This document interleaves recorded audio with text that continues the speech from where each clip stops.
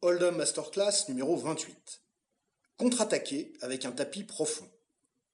Dans le cadre des stratégies de contre-attaque, nous allons voir un exemple de check and raise en fin de tournoi qui implique les deux chip leaders.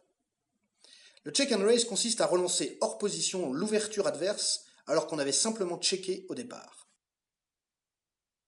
Ce coup a eu lieu le 22 septembre 2003 pendant la finale du World Poker Tour au casino Borgata d'Atlantic City. Cette ville des États-Unis est surnommée le Las Vegas de la côte Est car elle est au bord de l'océan Atlantique. On y trouve de nombreux casinos, dont le fameux Taj Mahal. Le tournoi comporte 235 inscrits au prix de 5 000 $ chacun. Nous en sommes aux blindes 5 000, 10 000 avec des antés de 1000.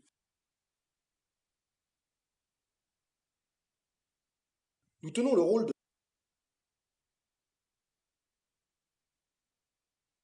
David Oppenheim, un joueur américain professionnel depuis peu, un joueur agressif, d'autant plus redouté que nous sommes chip leader de la table avec plus de 600 000 $. On note aussi la présence dans cette finale de l'Espagnol Carlos Mortensen, un champion de premier ordre qui vit à Las Vegas et qui a remporté le championnat du monde WSOP en 2001. Nous possédons la paire de 4. C'est déjà une bonne main car il s'agit probablement de la seule paire qui ait été distribuée dans ce coup. Vous constatez qu'elle est classée 71e sur 169.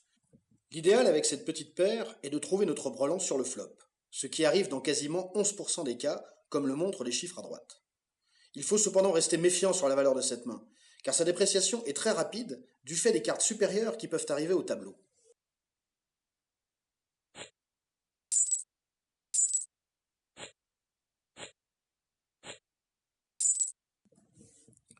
Siegel passe, Mortensen relance à 24 000, Oppenheim sur-relance à 74 000, Burger, Schotten et Francisco passent.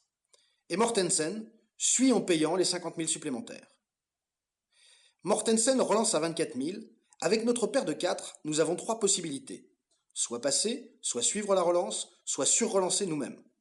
Passer ne nous paraît pas adapté car cette paire est probablement le meilleur jeu et nous devons au contraire essayer d'en tirer profit. Suivre est possible, mais l'inconvénient est que si on nous sur-relance, nous serons incapables de suivre. Nous optons donc pour la sur-relance, qui a l'avantage de pouvoir nous faire gagner le coup tout de suite, si Mortensen est sur un bluff ou se sent trop faible en carte.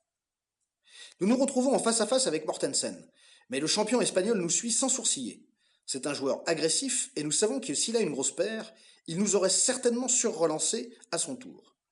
Le fait qu'il ne fasse que suivre est une information importante. Le flop est bicolore et comporte une paire de 8 et un 3. Les flops avec paire représentent 17% des flops possibles. Ces flops-là sont toujours très techniques à jouer. Par rapport à notre main, ce flop est mauvais, parce que nous ne touchons pas notre brelan. Mais par ailleurs, il améliore sensiblement notre paire de 4. Cette paire moyenne au flop est plutôt une bonne nouvelle, car si Mortensen possède 2 grosses cartes, comme c'est probable, il n'améliorera pas avec ce flop.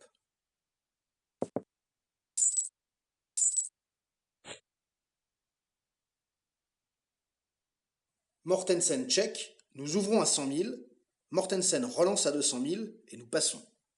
Mortensen check, et c'est logique, car nous sommes le dernier relanceur préflop, il nous laisse faire le continuation bet habituel. Nous pouvons alors soit ouvrir, soit checker nous aussi. En checkant, nous donnons une carte gratuite à Mortensen, et c'est une erreur, car si la turn est une grosse carte, nous aurons à craindre l'overpair. Il est beaucoup plus sûr d'ouvrir, d'autant que nous sommes sûrement favoris une fois de plus. Nous décidons d'ouvrir au-dessus de la moitié du pot. Comme le pot est déjà de 169 000, nous ouvrons à 100 000. Si Mortensen n'a rien, on voit mal comment il peut suivre cette ouverture. Mortensen réfléchit quelques secondes, puis double l'enchère. Il la pousse à 200 000. Cette surrelance est inattendue. En plus, elle est au niveau minimum. Nous avons maintenant 3 possibilités. 1. Passer. C'est la solution d'évitement qui nous fait sortir de cette situation dangereuse. 2. Suivre. C'est la pire des solutions, car elle ne nous donne aucune information sur ce que possède Mortensen. Et de plus, il ne nous reste que 2 outs, les 2-4, pour faire brelan, ce qui nous laisse 4% de probabilité à la turn. 3. Relancer. C'est une bonne solution car elle permettrait de voir tout de suite si Mortensen bluffe. Si c'est le cas, il ne pourrait en aucun cas nous payer, car on peut déjà avoir un brelan de 8. Le problème est qu'il peut posséder aussi le brelan de 8, et il se fera un plaisir alors de nous relancer à son tour. Finalement, dans la mesure où nous ne pouvons pas payer une relance de plus, nous préférons jeter nos cartes. N'oublions pas que nous sommes battus non seulement si Mortensen possède un 8 qui lui fait brelan, ou une paire de 3 qui lui fait un full, mais aussi s'il possède une paire de 5 ou supérieure, par exemple.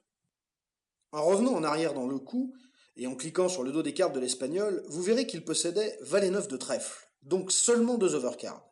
Il gagne ce coup avec le moins bon jeu. Il a probablement senti une faiblesse de jeu chez Oppenheim.